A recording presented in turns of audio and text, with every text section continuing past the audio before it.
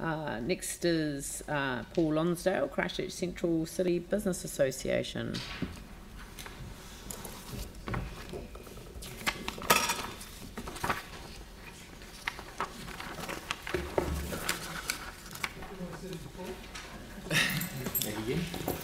Welcome back. Our Chair, Brendan Chase, and I think he's going to lead the charge from here. Hi, Brendan. Hello, Meadows Owl councillors, thank you again. The Central City Business Association actually supports the extension of the first hour free car parking concession from 30th of June through until the 31st of October 2018, so later this year. This would get us through the colder months of autumn, winter and spring, which are historically a harder period of trading for retailers in the central city. We believe that awareness amongst Christchurch's suburban population of off-street car parking options in the CBD is not well developed at this time, and that this is reflected in the low occupancy rates of the car park buildings. Continuation of the first hour free car parking concession until 31 October will be a helpful tool to increase that awareness and grow use and patronage of the buildings. We assume that the Litchfield Street car park building has been built for a 50-year minimum life, and that the art gallery basement car park has too. In the regenerating central city environment, it is to be expected that achieving a high level of occupancy will take some time, that use and patronage of the assets will need to be gradually built up. We believe that both the costs associated with building up that patronage over time and the benefit to the business community of the first hour free car parking concession at this time should be viewed within the context of that 50+ year life of the assets.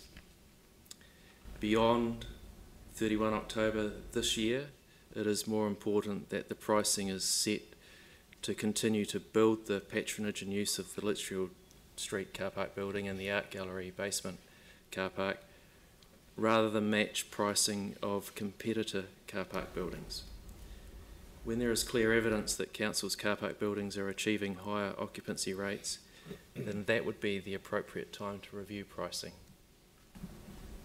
Finding the optimal price equilibrium with demand and supply. Setting a price that produces a constantly low level of occupancy is not in the best interests of the greater Christchurch community, nor the central city business community. Also, council could consider special pricing and initiatives when there are events on in the central city. Again, this would be with the express purposes of attracting more people into the central city events, and at the same time growing awareness amongst car drivers that the buildings are open, safe, affordable and easy to use parking facilities.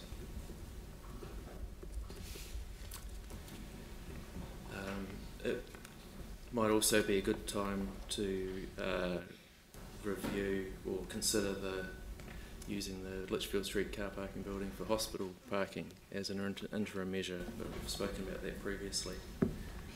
So we're not telling you what to do in respect of privately owned car park buildings. We're only submitting on the use of your assets. We're happy to answer any questions. Great. Sarah. Thanks for that. Listen, it's one of those things where a lot of the comments we've had in the submissions are around helping support businesses in the central city, and that's what they tend to be framed as for doing it that way. And a lot of the comments are around, you know, more parking's free, and we all know that's not true, and that the mall parking is actually covered by the rents that the shops pay to the landlords and of the malls. Yes. And so the businesses in the central city, if they're wanting, and people are wanting free parking in the same way that malls do you see us moving to a system at some point where we operate in a similar fashion, whether through a targeted rate or a bid or something like that, where the businesses, like they do in the malls, end up paying for that first hour free? Look, perhaps, but in the current environment, that would be too great a burden to add on to the businesses that are trading in the central city. They're certainly not booming, and some of them are struggling. So that added cost, I think you'd find it hard to find support amongst the community for that. So because it's effectively sort of a subsidy in some ways, and the CCBA are also asking for funding for the CCBA itself to help with those business enhancement activities. Yeah, I guess we'd see that as two completely different issues. I know council staff commented about the cost of the first hour free and even translated that into an equivalent rates rise. Perhaps that's not quite the right way to look at those parking revenues. Perhaps in the environment we have, they just need to be redistributed. A lot of on-street car parking's gone, and it's being, diminished. So off-street parking is needed to fill that gap in the meantime. Yeah, but the parking is there. Like, there's enough supply of it off-street. It's just not being used. There is. At this point there is. I mean, we've got the Riverside Market that's going to open up at the end of this year. Yeah. And I think we just need to actually view Central Christchurch as a regeneration project. We've lost 80% of our buildings in the inner city. We're only just really getting back to some level of normality. We want a vibrant city, and the only way you're going to get a vibrant city is trying to change some of the habits of the people that have changed their habits over the last 7 years. And so now they're doing something out of Central and not coming in. So we're just we want to see the council support getting these people to come and use the facilities in the Central City. And to do that, we just see this as one of those aspects you could do that may encourage, especially over these winter months. It's been pretty tough. So short term. That's what we're talking. Yeah, absolutely. And what's the cost of leaving them empty, the car parks? I mean, is it really, you've built it, it's paid for, your operating costs are there anyway.